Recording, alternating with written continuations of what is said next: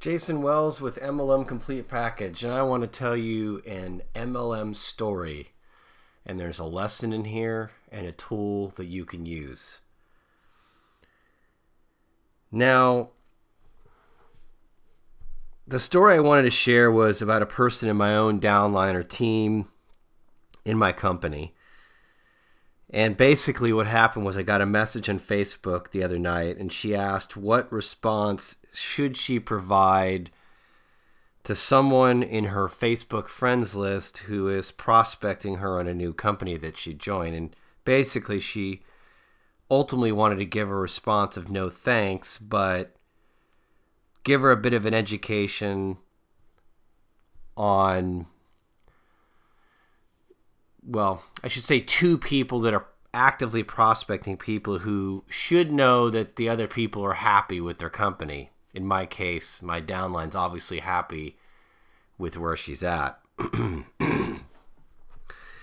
Now,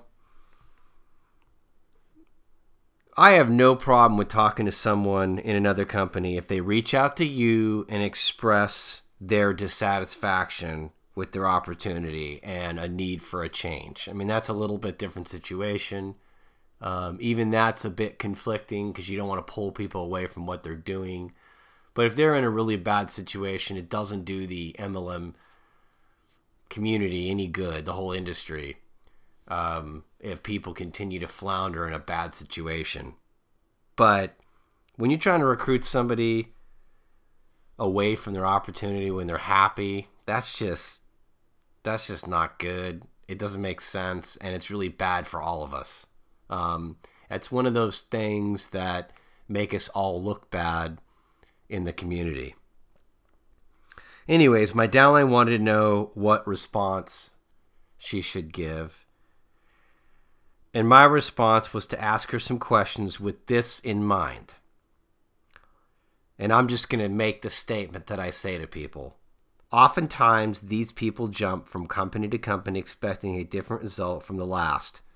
Definition of MLM insanity. So the two questions I would ask the person: how many companies have you been with in the past? And most of the time, the people have been with more than one company. And why this company now? What's going to make it different?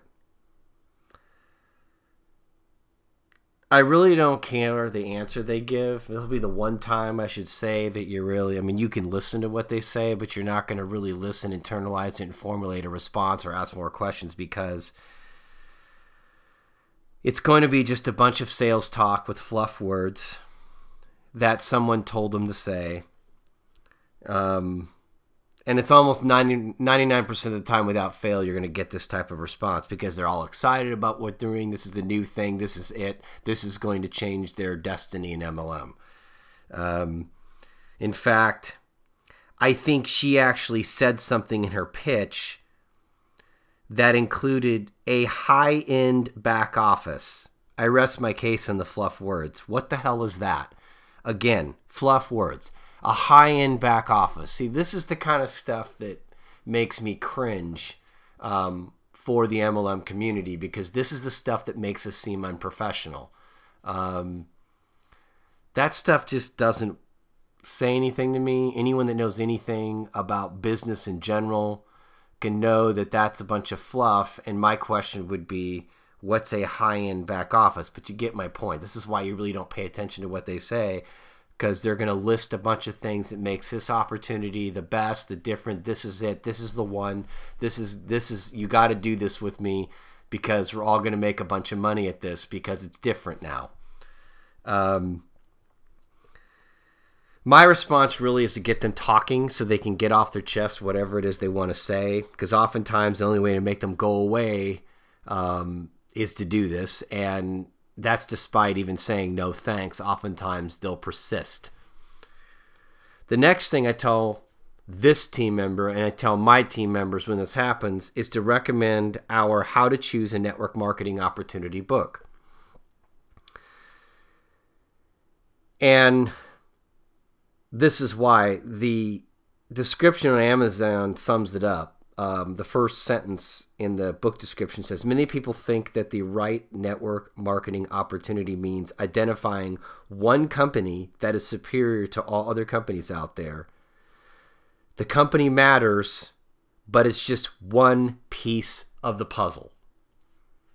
Now look, I'll be the first to say that if you're with a bad MLM company, you're not going to do real well. It doesn't matter how much support, training, and systems you have in place. The company matters.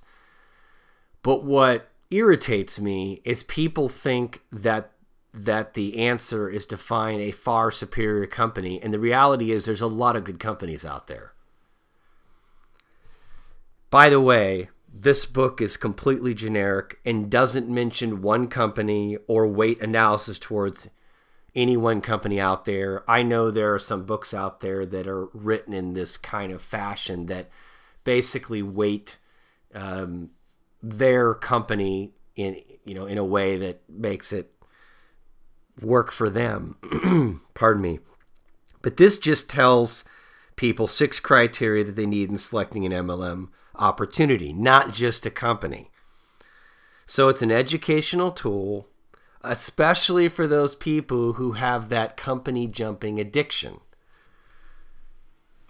Now, what's my basic point? Well, when people have been in other companies, and for this person, by the way, this is their 4th, they've been in 3 before. If that person had applied these 6 criteria in selecting an opportunity, those other 3 and maybe the 4th might have been good opportunities, which means it's her, not the opportunity. She's the problem. But her solution is to change the situation thinking she's going to get a different result.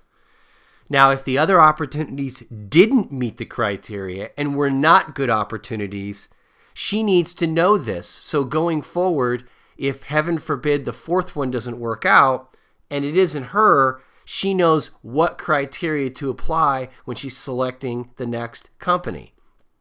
So why make the same mistake over and over and over again?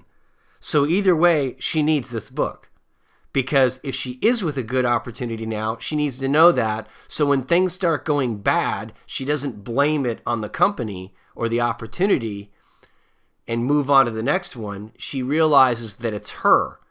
Now, if this opportunity and maybe the past ones were not the right opportunity based on the criteria in the book, then at least she knows that going forward, and she's got no excuses in the future on the next thing she selects. In the end, whether or not this newer opportunity is the right opportunity, my downline will actually be helping this person by recommending the book. Now, whether or not she buys that, that's completely up to her. Because if it doesn't work out, she's going to need to know this, as I said. She doesn't want to jump from the frying pan into the fire, I think is the saying. She's already done this 4 times. Let's hope she's jumped actually out of the fire and the frying pan into something good this time. But the point is, I know who the company is. I actually even know one of the executives in the company. Good guy. I don't know much about the company. I don't know how good it is long term. It seems like a good company. I don't think my friend would be with them if it was.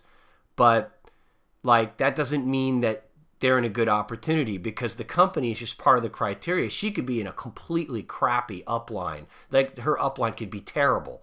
And the company's not going to save her. There's going to be other criteria that need to be met. And that's more of an opportunity upline thing, not necessarily the company. Same thing applies with my company. Of course, I think my company's great. But you can still be in a bad situation making it a bad opportunity. The company's great, but the other criteria aren't met. And this is what people need to get through their head in MLM. Is you can't keep going from company to company expecting a different result and thinking it's the company that's the problem. That's why people have a bad opinion of MLM for the ones out there that do. They think it's MLM, they think it's the companies. No, it's these bad opportunities, these bad situations that people get themselves into, and ultimately it's a problem. Now, I know it's some of you out there thinking, well, ultimately the responsibility falls on her. It's her business. And you're right. But the reality is, as an upline, not everyone is going to be as good as me or Chris. That's just a reality. I'm not boasting. I'm just saying, there's some people that are leaders on a high level in this business and others that aren't. And so your system and your opportunity needs to have certain criteria so that those people can be successful. Those people that aren't going to step out there and do core. I mean, I'm talking about, you say, well, ultimately people need to be great. They need to run their own business, but not everyone's going to make courses. Not everyone's going to make a system, and not everyone's going to do the stuff that Chris and I did. So, you don't need that. You just need to find an opportunity that has those criteria in there that are met. And we meet those criteria with various tools, books, courses, and things that we do for our own downline, as well as the MLM community through this MLM Complete Package site. So hopefully you're getting my point here. I'm not like saying that, the company that this person with is bad. I don't know, to be honest. There are some good indicators that I see, but that doesn't mean that the company is good, because I don't know enough. And if company is good, I don't know if the other criteria are met, because that all depends on what upline she joined and what's there. So hopefully this has been educational for you. You can see what I'm talking about. And if you want to know for yourself what makes a good opportunity, what are the criteria, not just for your own personal information, but if you have a downline member in the future that is being prospected by another company, you and your downline need to be aware of these things so you can keep things in perspective, because for a lot of people in your downline, the grass is always going to be greener. And good riddance to them. If they want to leave, in my opinion, they're going to realize when it comes to my downline and our team that they are making a huge mistake.